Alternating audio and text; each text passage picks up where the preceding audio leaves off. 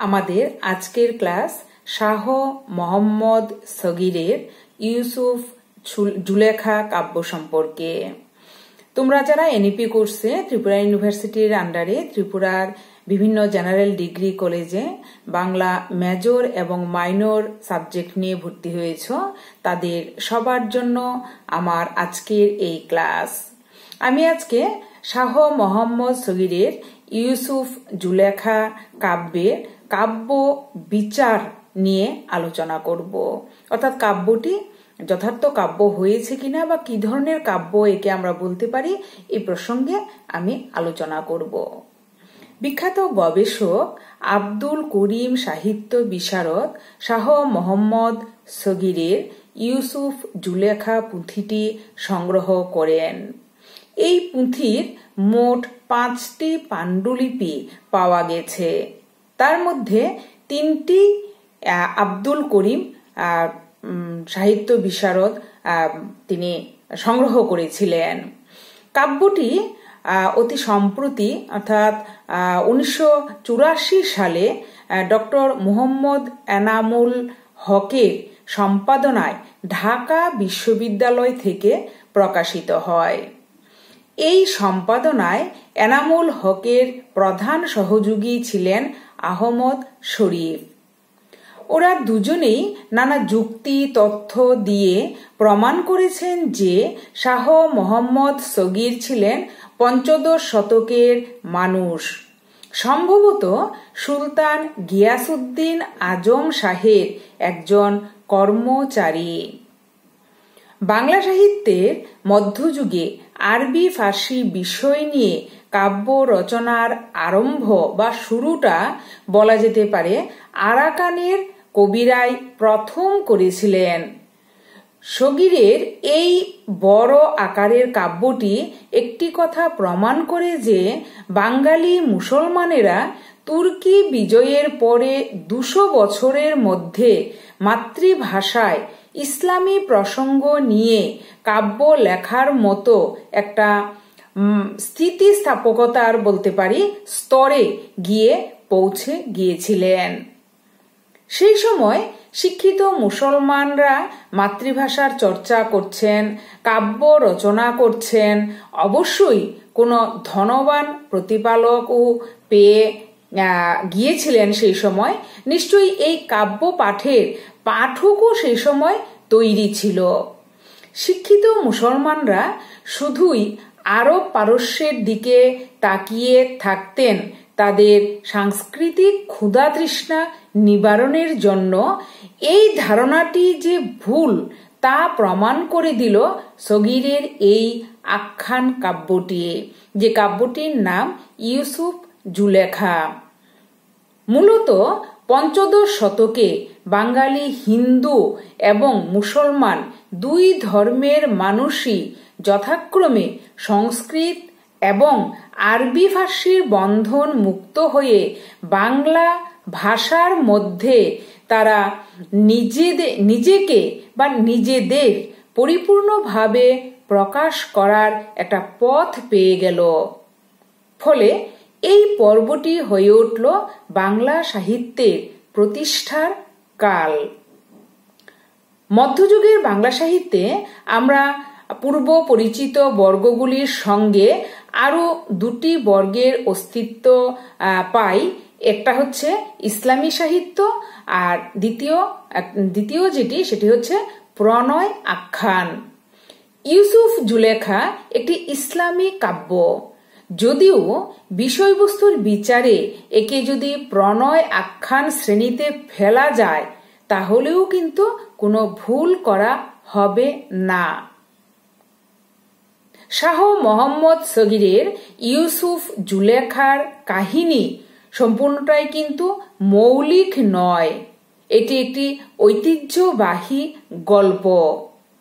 কাব্যগ্রন্থের মৌলিকতার পরিমাপ নির্ণয় করতে গিয়ে ভূমিকায় আহমদ শরীফ বলেছেন, বাইবেলে, কোরআনে, ফিরদৌসি লেখায় এই উপাখ্যানটি রয়েছে।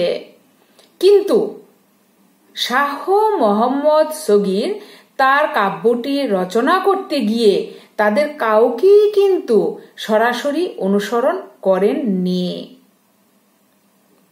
কেউ কারোর নিষ্ঠাবান অনুকারক বা অনুসারক নয়, অনুসরণ করেননি। তথ্যে বিন্যাসে, ঘটনার ও বর্ণনার সংকোচনে ও বিস্তারে সবাই নিজ নিজ পথেই বিচরণ করেছেন।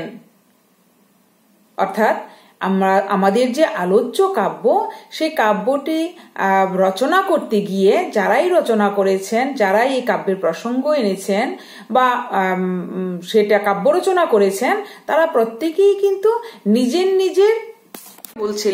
তারা প্রত্যেকেই কিন্তু নিজ নিজ পথে অনুসরণ করেছেন। তারা প্রত্যেকেই নিজের মতো করে কাব্য রচনা করেছেন।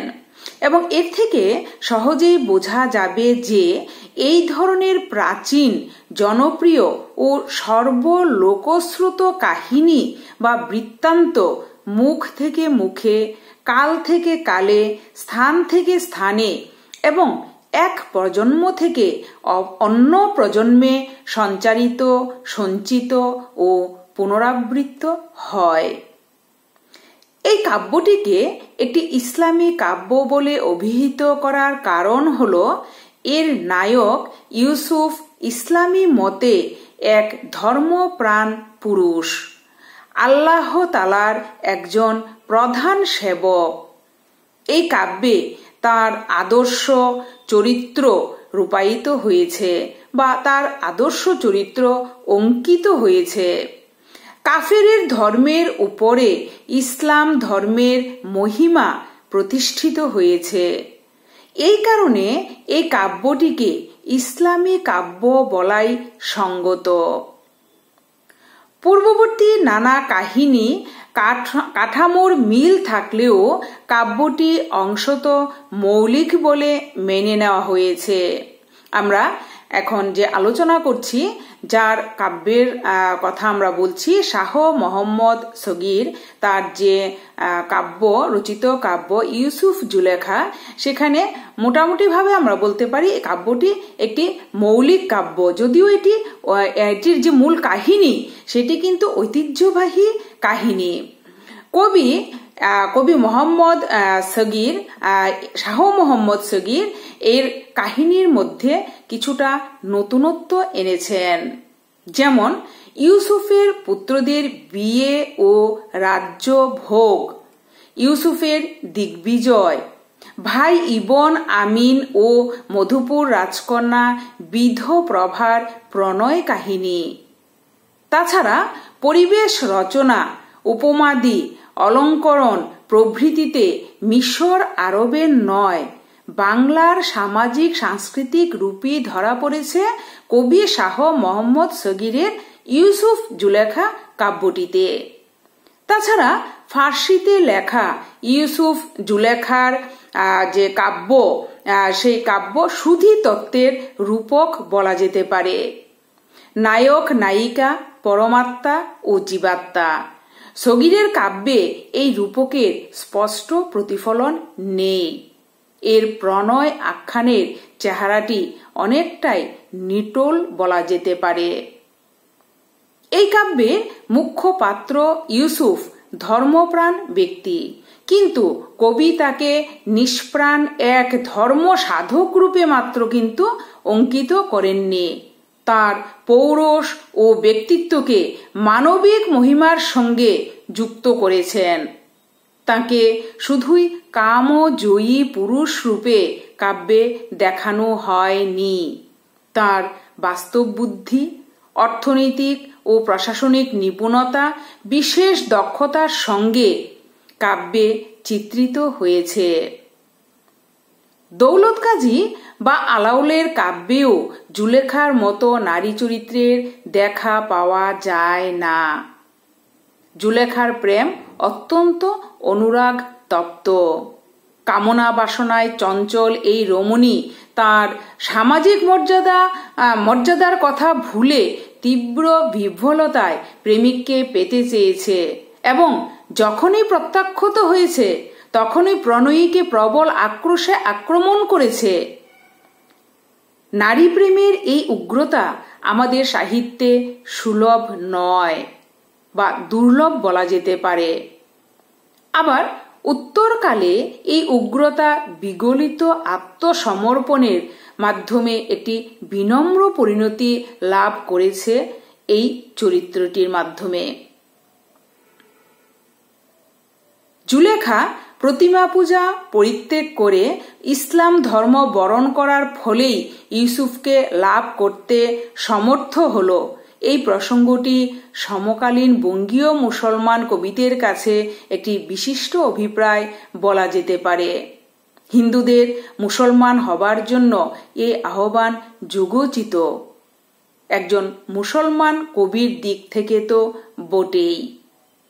যাই হোক, আমাদের আলোচ্য শাহ মোহাম্মদ সগীরের এই যে কাব্যটি, ইউসুফ জুলেখা কাব্যটি, সেই কাব্যটিতে আমরা দেখতে পাচ্ছি চরিত্রাঙ্কনের দিক থেকে দক্ষতা দেখিয়েছেন কবি। তিনি দক্ষতা দেখিয়েছেন, কাহিনীর মধ্যে কিছুটা নতুনত্ব এনেছেন, কিছু অংশ তিনি যোগ করেছেন। যদিও আমরা জানি যে এটি একটি ঐতিহ্যবাহী কাহিনী, কোনো মৌলিক সৃষ্টি নয় কবির, কিন্তু তা সত্ত্বেও কবি তার কাব্যটি রচনা করতে গিয়ে আমরা দেখছি যে তিনি কাহিনীর মধ্যে নতুনত্ব দেখিয়েছেন, চরিত্রাঙ্কনে দক্ষতা দেখিয়েছেন, অর্থাৎ সব দিক দিয়ে এই কাব্যটি অংশত একটি মৌলিক কাব্য হয়ে উঠেছে।